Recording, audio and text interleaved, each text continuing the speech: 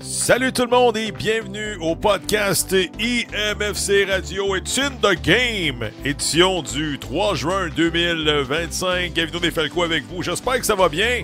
Moi, je suis en pleine forme. Le soleil est sorti enfin. Puis on tourne le gazon, puis on est relax juste avant notre shift au Casino de Montréal. Une autre volée à domicile du côté du CF Montréal par la marque de 3-0 contre le Boston. Un classique du samedi soir, comme dirait Gilles Tremblay le long des clôtures. 3-0 pour le Revolution de la Nouvelle-Angleterre.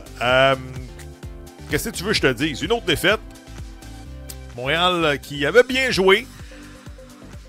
Entre guillemets, faut y aller avec les attentes du club. Là. On n'a pas de superstar en avant ou dans cet alignement-là. Donc, avec les ambitions du club, faut dire que, bon, on avait quand même bien joué. On n'avait pas pris de but dans la première demi-heure. Et tout d'un coup, l'Albanais, Giacomo Vrioni, qui est allé d'un coup de pied, une savate dans les parties de l'autre. Et carton rouge décerné. Et ce fut la rencontre. 3-0, 3 buts en avantage numérique pour le Boston. 3-3. Ça va pas bien. J'ai un tweet que j'ai envoyé sur la twittosphère samedi soir après la défaite. Plus de 10 000 personnes ont regardé ce tweet. C'était tout simplement, le résumé de la saison. Une victoire en 17 matchs, aucune victoire en 7 matchs à Montréal. Je sais qu'il fait beau, il fait pas beau, il pleut, il neige, il grêle. Apportez vos manteaux. Dans la cave de l'Est, défaite contre le Forge de Hamilton, massacré à domicile contre le Toronto FC, 6-1, et l'indifférence grimpe. Le ménage doit commencer maintenant. Plus de 10 000 personnes, justement, 154 likes, 12 retweets et 28 commentaires. Ça, pour le CF Montréal, c'est tout simplement incroyable. C'est un tweet qui concerne le CF Montréal, hashtag CF Montréal, souvent, dans l'ordre, c'est 2 likes, 1 retweet, puis peut-être un commentaire. Là, j'en ai eu 28, 12, 154. Pas pire, au chapitre des statistiques. Le ménage doit commencer maintenant. Je parle pas au deuxième étage, je parle sur le terrain. Là. Je pense qu'il y a des joueurs, là, ce que Gabriel Gervais mentionnait la semaine dernière, que, faisaient partie de l'administration précédente. Ben là, Gabriel, c'est ta job de trouver des nouvelles adresses pour ces joueurs-là. Sounouz Ibrahim, il n'a plus le goût d'être ici, on le sait. Kwadwo Opoku, joue pas. Vanley, parti. Alvarez, parti. Je sais pas qui va rester, mais les joueurs mécontents qui veulent pas être ici, avec Renard, là, on le sait, ils trouvaient toujours la façon de trouver d'autres adresses à des joueurs. La Mason Toy, puis qui d'autre qu'on avait eu qui voulait plus être ici. Evan Bush, qui a perdu son poste de partant, était parti, on le sait. Donc, dans l'ensemble, Olivier Renard accommodait les joueurs qui voulaient plus être ici. Lorsqu'on me dit que ça prend 3-4 fenêtres de transfert pour ajuster le tout, je suis perplexe, là. S'il vous plaît, de grâce, débarrassez-nous de ce bois mort au PC et qu'on passe un prochain appel. Je referme la parenthèse. 3 joueurs qui ne seront pas disponibles contre les Astros de Houston dans 2 semaines. Le 14 juin, je crois, le prochain match du CF Montréal. Saliba suspendu. L'Albanais Giacomo Vrioni suspendu pour carton rouge. Et je pense que, encore une fois, Yoel Waterman suspendu pour la cause. Donc, on devrait assister à, encore une fois, une charnière centrale composée de Jalen Neal et George Campbell. De toute façon, il va falloir, je pense, s'habituer. C'est des hommes de confiance pour le pilote Marco Donadel. Tu sais, est-ce qu'on est meilleur avec Waterman? Oui ou non? Peu importe. La saison anyway est déjà finie. Fait que même si on analyse, on suranalyse les matchs, tu sais, j'écoute tout ce qui se passe sur le CF Montréal. Les podcasts indépendants, les podcasts professionnels, tout ce qui se dit à la radio. Savez-vous quoi? On parle même plus des matchs. On parle même plus de les tirs cadrés, puis si on avait joué un 4-3-3, puis les corners, est-ce qu'on devrait être meilleur sur phase arrêtée? On parle même plus de ça. On attend juste que quelque chose arrive. Que ce soit une nomination, un nouveau joueur. C'est-tu normal qu'on parle même plus de la game? On parle juste d'extra sportif, de ce qui s'est dit à la conférence de presse de Gabriel Gervais, puis comment ça se fait que les deux jeunes, ils ont une place de GM puis de directeur. Dans le fond, méritent-tu ce poste-là? Méritent-ils ce poste-là? Tu sais, poser la question, c'est peut-être y répondre, mais c'est une entreprise familiale. Alors, il faut vivre avec ça. Ils sont en train d'apprendre à la dure, là. Je suis persuadé qu'à la longue, à moyen et long terme, ils vont être bons. Comme j'ai dit un tweet il n'y a pas longtemps, on est tous des parents, pères de famille. Ton enfant déménage, OK? Est-ce que c'est mieux pour lui et son développement personnel d'y fournir le condo, fournir le char et dire « Je te paye 5000 pièces d'épicerie par mois, il n'y a pas de problème, dépense ce que tu veux. » Ou bien dire « Sais-tu quoi, mon boy? Vas-y, continue à aller à l'école, trouve-toi une job-in 20-30 heures semaine, en sachant très bien qu'il va aller à la dure, il va apprendre à la dure, mais il va apprendre beaucoup plus de choses qui vont lui servir plus tard. » Est-ce que c'est comme ça que présentement Joey Saputo pense avec ses fils? Peut-être. On ne saura peut-être jamais. Mais ça peut pas être juste du négatif en disant débrouillez-vous avec les moyens du bord. Je referme la parenthèse. Les chiffres à RDS en fin de semaine. Selon mes informations, seulement 43 000 personnes, téléspectateurs, ont regardé le match à RDS, dont moi. Tu sais, je switchais entre Apple TV et RDS. En passant, Laurent Simon est excellent. Tous ces commentaires, là, ça a de l'allure. Pour ceux qui disent qu'il est négatif, non, il dit la vérité, il est réaliste. C'est un gars qui était dans la chambre il y a 6 mois, là, Laurent Simon. Il connaît les joueurs. Laurent Simon, c'est mon étoile de l'année du côté de RDS. 43 000. Est-ce que c'est bon? Moi, je trouve ça pas pire. Pour une équipe qui est déjà éliminée, qui a juste gagné une game depuis 17 matchs, c'est pas si pire. Par contre, nos Blue Jays, je sais que j'en fais chier plus qu'un lorsque je dis ça, mes informations m'ont dit 50 000 samedi soir et 100 000 personnes ont regardé nos Blue Jays, l'équipe canadienne de baseball, à TVA Sport. TVA Sport qui a 2 fois moins d'abonnés que le CF Montréal. Je sais que je compare des pommes et des oranges, mais il reste encore beaucoup de fans de baseball qui sont accrochés au baseball à Montréal. Ben, CF Montréal est condamné à gagner. Là.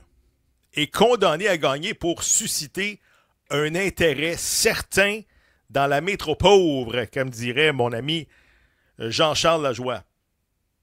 43 000, c'est pas suffisant, là. Je sais que tous les matchs ne sont pas RDS, seulement 14 matchs sur 34, puis je continue à lire. Comment ça se fait que c'est le Toronto FC qui est à RDS ce soir quand il y a une game à soir au Stade Saputo? Ben, c'est fait de même. C'est fait d'avance, puis on peut pas rien y changer.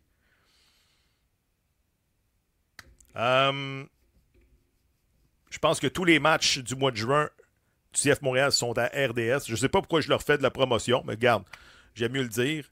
Et encore une fois, ceux qui me disent « Hey, ouais, mais tu comptes pas les chiffres à Apple TV. » Je n'ai pas les chiffres à Apple TV. C'est vrai. Même lorsque je travaillais pour Apple TV, c'était impossible pour moi de connaître les codes d'écoute. Mais selon les bruits de coulisses qu'on entend à gauche et à droite, il y aurait environ 1000 personnes qui regardent le CF Montréal sur leur application Apple. C'est pas beaucoup, mais moi, je le regarde souvent en direct. Ensuite, si je ne le regarde pas en direct parce que je sais pas, je suis sorti un samedi soir avec madame, ben je l'écoute en reprise. C'est pas beaucoup, le 1000. Mais est-ce que c'est comme ça dans tous les marchés de la MLS? Aucune idée. La MLS, ça fonctionne beaucoup au guichet. À la télé, on s'en souvient, ça avait des chiffres un peu, disons, timides. Et maintenant, avec une application payante, ça ne doit pas être évident. Nous sommes nés pour un petit pain. C'est comme ça que, l'émission s'intitule... J'ai demandé à l'aide de ChatGPT de me dire « Né pour un petit pain », en termes sportifs, ça veut dire quoi? Et voici, la L'expression « né pour un petit pain », ça veut dire quoi? Ça peut désigner un athlète, une équipe ou même un club qui manque d'ambition. Hein, présentement, je pense que ça nous ressemble au CF Montréal, qui se contente de peu ou qui vise trop bas. Pas beaucoup d'années gagnantes dans les 10 dernières années. Par exemple, une équipe qui joue uniquement pour ne pas perdre, plutôt que pour gagner, peut être perçue comme née pour un petit pain. Je poursuis. Cela peut aussi décrire une organisation qui ne croit pas en son potentiel, qui ne vise jamais les grands titres ou qui accepte d'être constamment dans le bas du classement sans chercher à progresser. L'expression critique donc une mentalité défaitiste ou conservatrice dans le sport. Hey, c'est ça.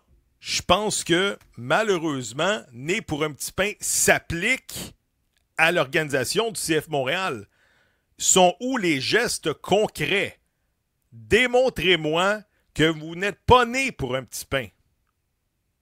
Vous n'avez de l'argent, on le sait, là. Tony n'arrête pas de le répéter à BPM Sport. Arrêtez de me faire chier avec cet argent. Ils en ont de l'argent, ils ont des yachts, ils ont des hôtels, ils ont de l'immobilier. Regarde. Le problème là-dedans, c'est que j'entends souvent les gens, ils ont juste à vendre le club à des intérêts québécois. Qui va ramasser ça? Disons, Joey, pas de problème. Je vends mon club à des intérêts québécois. Quelle compagnie, quelle multinationale va cogner à la porte de Joey? Je t'achète ton stade puis ton club. Combien? 500 millions US à l'attention de Joey Saputo. Tiens, donne-moi les clés à cette heure. Je pense pas que ça va arriver, là. Avec tous mes respects, là, on sait dans l'actualité, TVA Sport, Pierre-Carl Péladeau, Québécois de ce monde, ça va pas si bien que ça dans le monde, disons, multimédia. Je te parle pas Vidéotron, là. On l'a vu, Pierre-Carl Péladeau aller, bon, que ce soit à RDI ou à TVA, mentionner que, bon, il y a sûrement avoir encore une fois des coupures à TVA Sport et tout ça. Moi, j'y crois pas. Je pense qu'il a ramassé également les Alouettes, les dettes des Alouettes, puis il n'a pas payé ça une tonne, les Alouettes de Montréal. Donc, au prix du marché présentement, 450 millions US, à preuve du contraire, il n'y a personne qui va acheter ça au Québec, là. Pas pour le soccer, oubliez ça. Donc, il va falloir vivre et mourir avec la famille Saputo. Est-ce qu'ils sont prêts à ouvrir la porte, ouvrir une fenêtre de sol, dire « Parfait, je suis prêt à peut-être un partenariat. Si vous voulez injecter de l'argent là-dedans, je suis prêt. » Mais à chaque fois, écoute, qu'on discute ça dans les médias, on n'a pas de réponse puisque l'actionnaire de contrôle, c'est quand la dernière fois qu'il a donné une bonne entrevue à des médias ou un point de presse? 2017, 2018, 2019?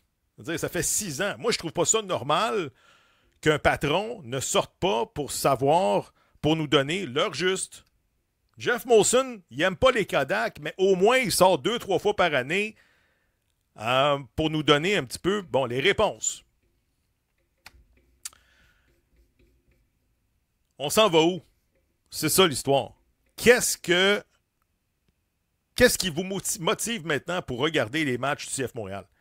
Qu'est-ce qui reste cette année pour s'accrocher, pour dire, moi, le samedi, je vais regarder mon CF Montréal puisque je veux voir le développement d'un tel, je veux qu'on gagne. Tu sais, la fête des pères n'est même pas arrivée, puis déjà éliminée. Je me répète, mais c'est ça. Tu sais. Est-ce que vous êtes convaincu que ce club-là va sortir de sa mauvaise séquence? Moi, je pense pas. Tu sais, encore une fois, des matchs difficiles qui s'en viennent. Les gens s'accrochent à Lionel Messi à Montréal au mois de juillet.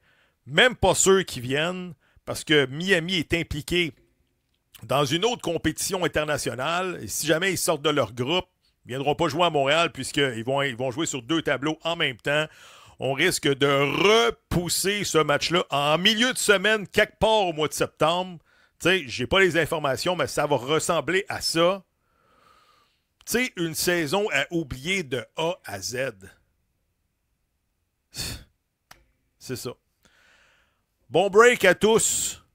Merci de me suivre sur les réseaux sociaux. Merci de repartager l'émission. Je sais qu'on ne parle pas souvent de soccer, mais que voulez-vous? Il n'y a rien, absolument rien à analyser. Repartagez l'émission. On se reparle très bientôt. Bye bye tout le monde.